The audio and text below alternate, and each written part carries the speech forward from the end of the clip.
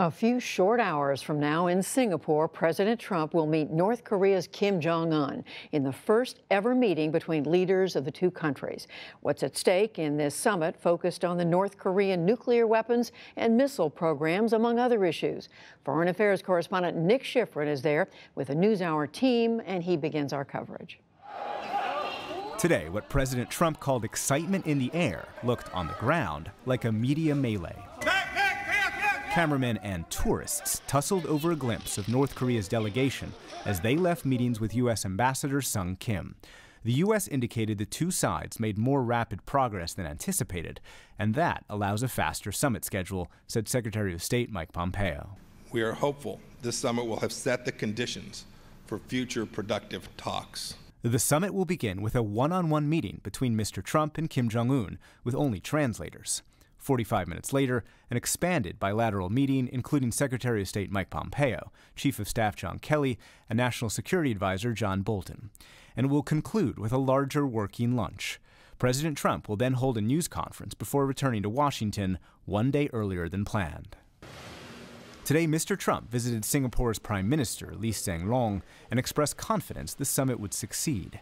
He also spoke on the phone to Japanese Prime Minister Shinzo Abe and South Korean President Moon Jae-in, trying to consolidate regional support. If Kim Jong-un denuclearizes, there is a brighter future for North Korea. Tomorrow, we will get our clearest indication to date of whether Chairman Kim Jong-un truly shares this vision. At night, a relaxed Kim shared a stroll and a selfie with Singapore's Foreign Minister Vivian Balakrishnan. He toured what's usually a popular walkway, surrounded by a phalanx of bodyguards.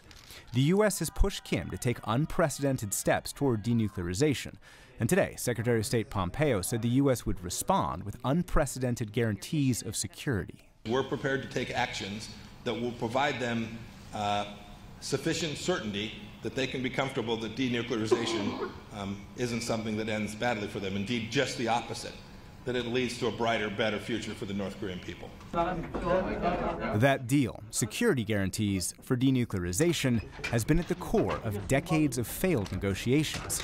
But there's never been a meeting between a sitting president and a North Korean leader.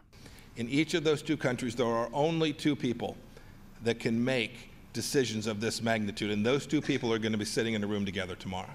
Neither side has revealed whether they have an agreement to sign, and so with just a few hours left, the fate of this on-again, off-again summit, Judy, is still unclear.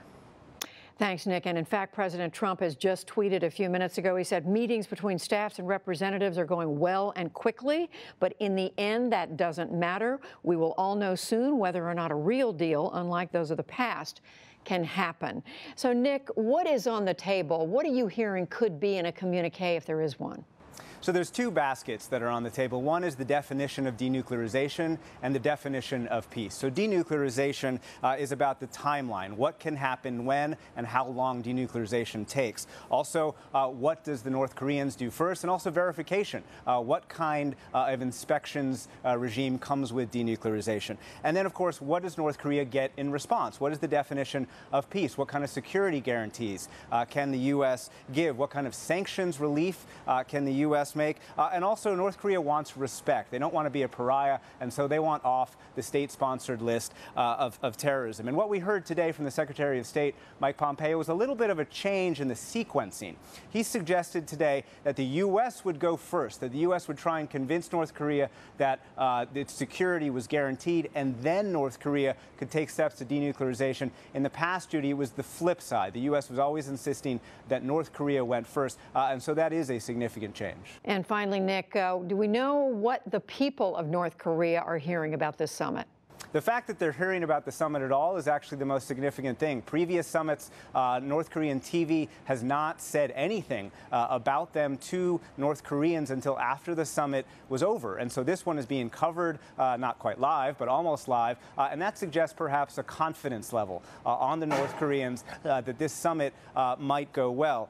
There's also a sign of benefit from the exposure. The North Koreans have long wanted to be seen with the U.S. president, and they are getting that, and so they're bragging about that. that to their people. But it's also about substance. North Korean TV has talked about wide-ranging and profound talks, and that suggests that the future could be different, and that the regime, the North Korean government, is trying to convince its people that, hey, we're going to focus more on the economy and less on nuclear weapons and missiles in the future. But Judy, I will point out the order that North Korean TV is talking about its priorities: a new relationship with the U.S., peace on the peninsula, and third, and only third, denuclearization. And so that reveals North Korea's priorities.